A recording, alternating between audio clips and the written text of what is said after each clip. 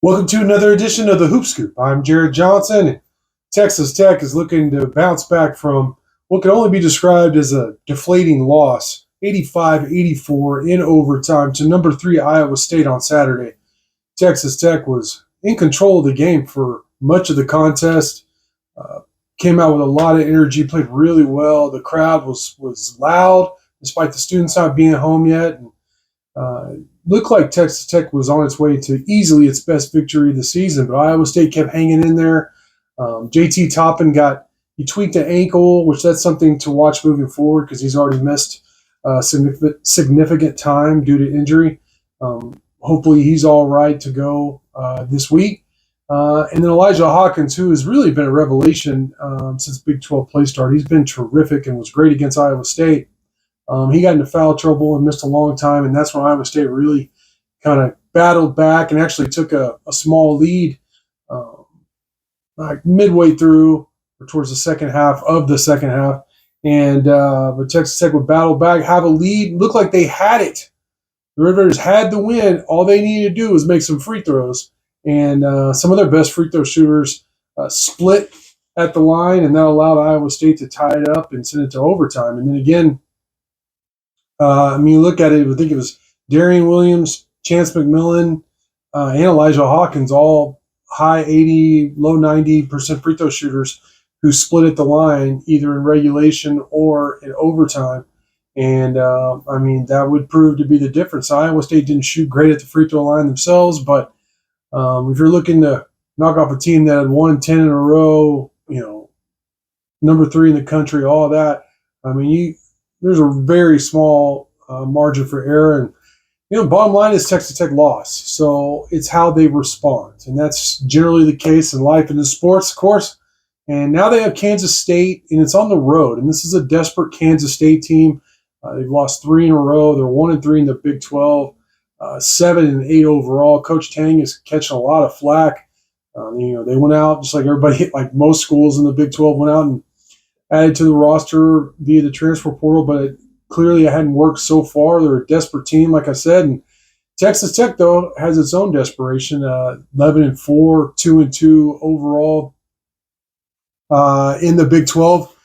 So which team is going to want it more? The good news is for Texas Tech, while they're 0-2 at home, they are 2-0 on the road.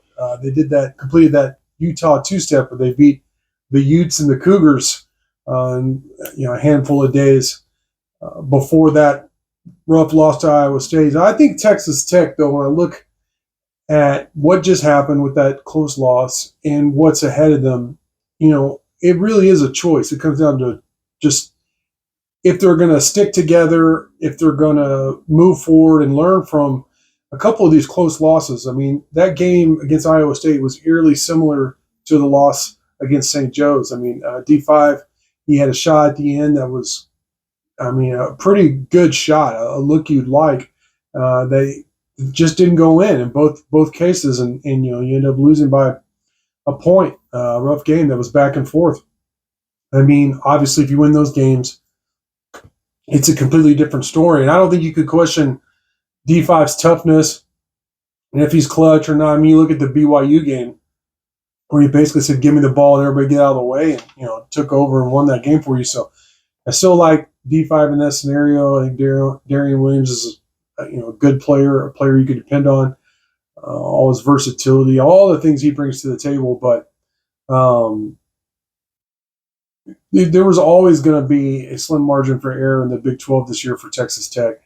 But now you start looking at it, and it's, you got to play really good basketball down the stretch if you want to compete in the Big 12. I think it's too early to say, well, that's out the window. But 2 home losses this early in Big 12 play certainly doesn't help. Now you start thinking, they're really high in like the Ken Palm ratings and net ratings, that kind of stuff.